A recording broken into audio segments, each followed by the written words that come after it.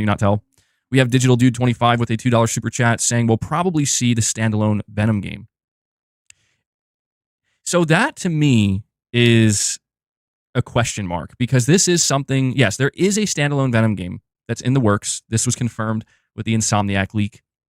And there seems to be some confusion because there were multiple slides with the Insomniac hack that leaked. On one slide, it said the Venom standalone game was actually targeting a 2025 release.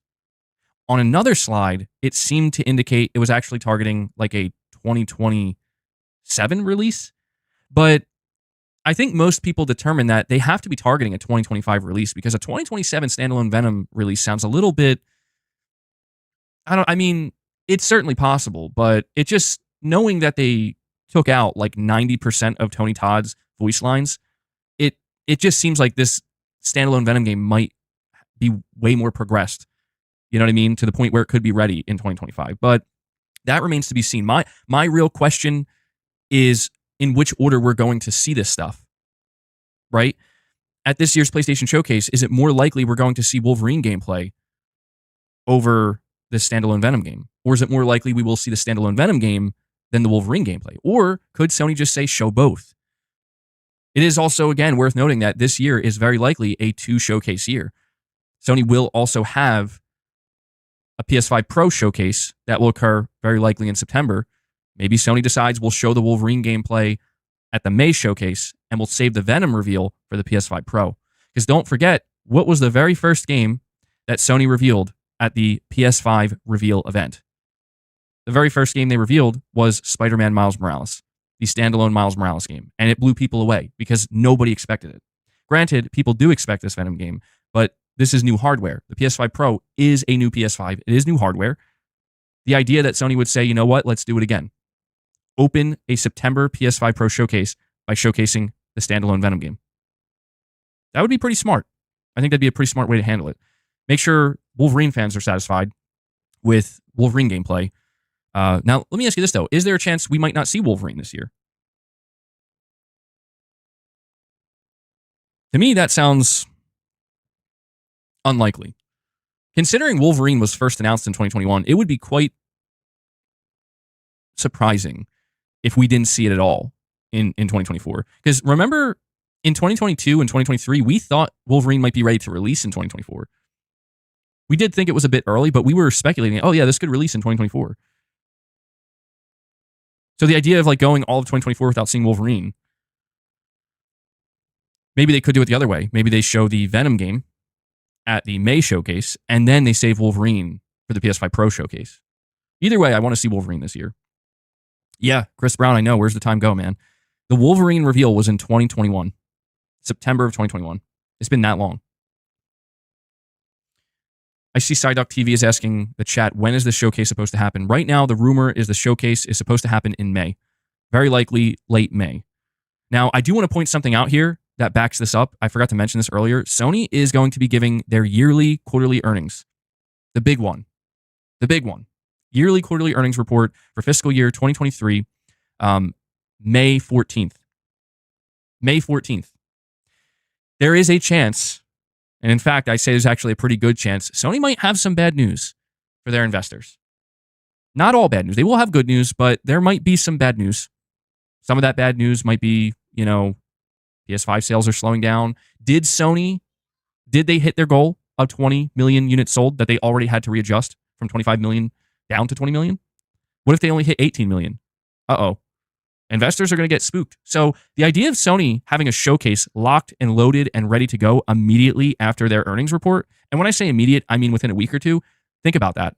Even more evidence, timing-wise, that Sony is going to go full-blown showcase mode in May, right after their earnings.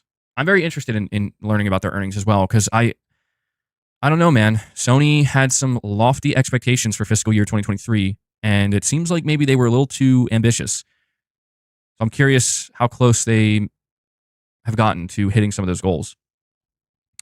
But yeah, generally speaking, I think it would be very wise of Sony to do something like a shadow drop at their next showcase. I remember Microsoft did this with, I think, Hi-Fi Rush in January of 2023, and people loved it. They were very surprised and delighted. And then Microsoft had another show in January of 2024, and everybody was expecting a shadow drop. And if memory serves, I don't think there was a shadow drop this year. And so maybe this could be Sony's turn of being like, hey, let's try something a little bit different.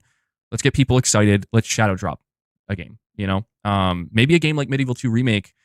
I don't know. Could that be a title that Sony says, let's just drop it day one into PlayStation Plus Extra to entice people to subscribe?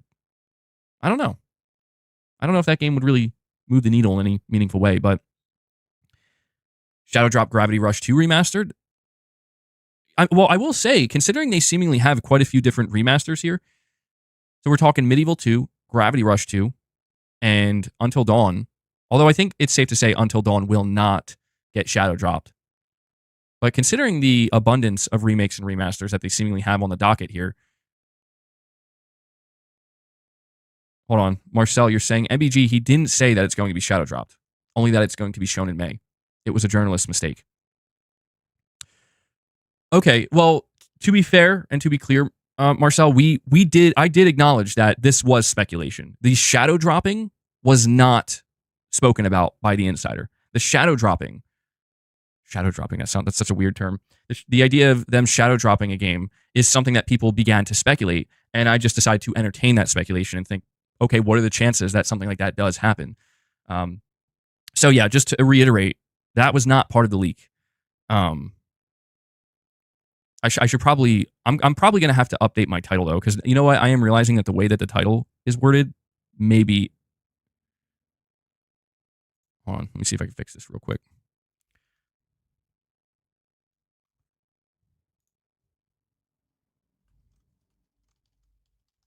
All right. Oh, wait, hold on. I ran out of space here. There we go. Okay, so I altered the title a little bit to maybe help try to alleviate that so people are not confused. Oh, to pop my jaw there. Who asked for these remasters? I mean, I'm sure there are some people who have asked for some of these games to be remastered, like Medieval 2 and maybe Until Dawn, but I think it's just important for people to understand that these remasters we're about to see, if Medieval 2 Remake is legitimate, we know Until Dawn Remake is happening, obviously, and then there's also Gravity Rush 2. You have to, my whole thing is just pay attention to who's doing the remastering or the remaking. Until Dawn is being remade by a brand new team called Ballistic Moon, and this is their first project. I don't see anything wrong with that. Their first project to get, just kind of see what they can do. Until Dawn Remake. Okay, you're a brand new team. I don't see anything wrong with that. Medieval 2 Remake. Again, that's being handled by Other Ocean. I don't think that's a problem. Other Ocean did the Medieval 1 remake. Why not let them do the sequel? If anything, it makes sense. I don't believe we know who's doing the Gravity Rush 2 remaster, though. What's Bluepoint Games doing? Bluepoint is working on something new. They're not doing a remake or a remaster.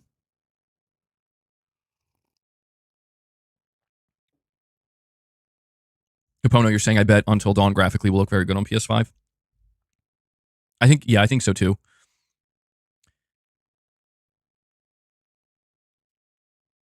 If I had to guess, I think Sony's going to have a very healthy mix of games to show at their showcase. I think they're going to have remakes. I think they're going to have remasters, of course. I think they're going to have some smaller new games, but I think they're going to have some bigger new games. I think we are going to see at least one new IP. I think we're going to be, look, I'm not getting my expectations too high, but I do think we are going to have a showcase this year that leaves people feeling very good. I do think that. And guys, by the way, we have over 400 people here watching, which is great to see. Thank you guys for joining me today. Do me a favor, just take a second and hit that like button. We're currently at 138 likes. Let's see if we can get that up to 150, maybe 175, maybe even 200. It really helps the streams. We have Digital Dude 25 with another $2 super chat here saying Horizon Zero Dawn remastered / remake. Yeah, I mean, that is apparently a thing, and that's a tough one. to be honest. To me, that's a tough one because Horizon Zero Dawn getting remastered for PS5 or remade for PS5 is one of those titles that people are going to sigh about. And what I think Sony should do, if this is a thing they're working on and it's something they want to announce, they need to be extremely explicit and they need to communicate very clearly that this remaster was very easy to do and like a couple people worked on it. Just I don't know, they need to communicate that we didn't put a lot of time and resource into it. I think that would be important to communicate because people are going to be frustrated. And they also have to have an upgrade path. Kind of like honestly kind of the way that they handled The Last of Us Part 2 remastered. I feel like that, where they said, "Hey, if you own the game, $10 upgrade and you get all the bells and whistles for PS5." I think that's fine. Because it's one of those things where it's like, all right, clearly Naughty Dog didn't have to put a lot of resource into this. And they were able to get it, out the door very quickly. In fact, we did learn that when we get these types of remakes and remasters from first-party teams, they actually get new hires to work on them, to get familiar with the PS5 environment. And I think that's very important to highlight because that could very well be who's working on this Horizon Zero Dawn remaster or remake. Am I going to be excited for it? No, I'm not. I played Horizon Zero Dawn and I enjoyed it. And I don't really feel the need to play it again. Although, let's be honest. Let's be honest right now. If Horizon Zero Dawn is remade for the PS5, I'm not saying it's needed. I don't think it's needed. But let's be honest. It's going to look mind-blowingly good. So, there's that, right? What's up, Corey? Glad you could make it. What if it's for mobile? That would be interesting. I doubt it. That would be a very surprising twist. But to me, what Sony needs to do, if they announce something like a Horizon Zero Dawn remaster / remake, you just have to do what you did with The Last of Us Part 2.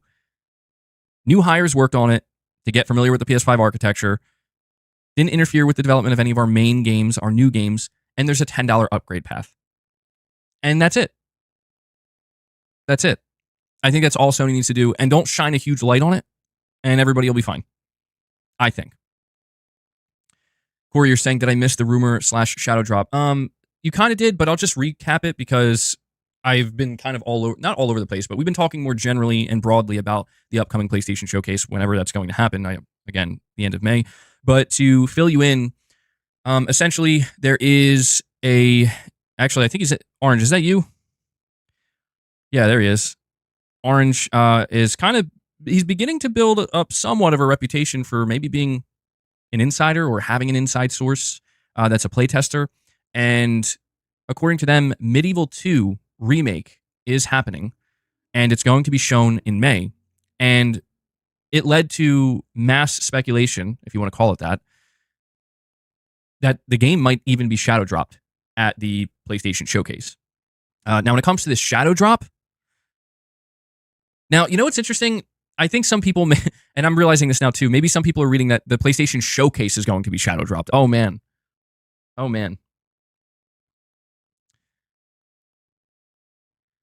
Orange, you're saying MBG seems like the showcase is coming May 16th. At least that's what my other friend who leaked Ronin before the reveal told me. He also said that Ronin 2 got greenlit.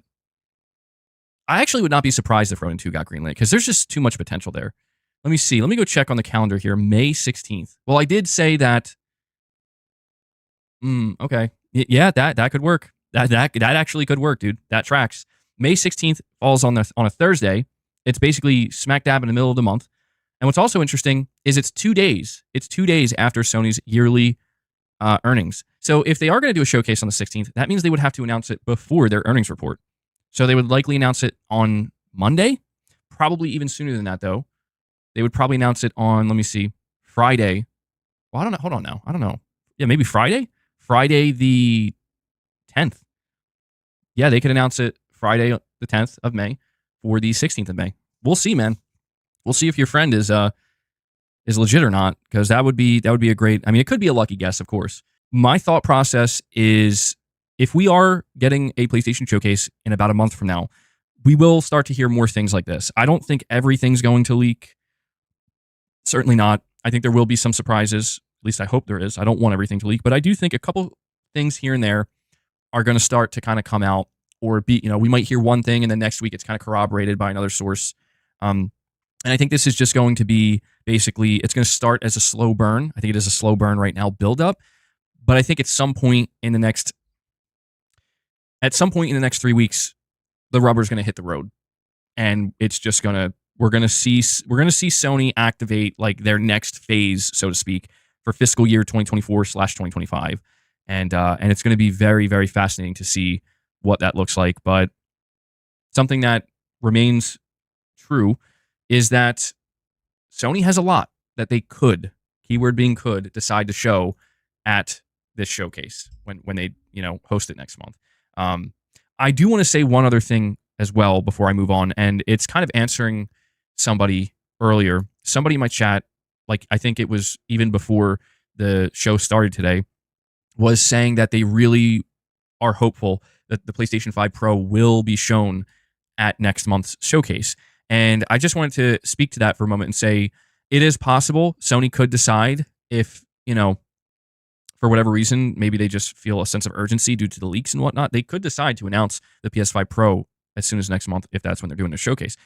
But I want to say, going into the next PlayStation showcase, I would assume we're not going to see the PS5 Pro. I would not expect that. I think if you're going into the next showcase expecting that, you might be let down and disappointed. We're very likely going to see that closer to the end of the year, because that's when it's going to launch. And Sony doesn't want to incentivize people to hold off on buying a PS5. If Sony comes out like today and says PS5 Pro is real, go buy it, or sorry, go pre-order it, they're basically asking people to not buy a base PS5. And that's somebody that could have bought a base PS5 now and also a Pro in November.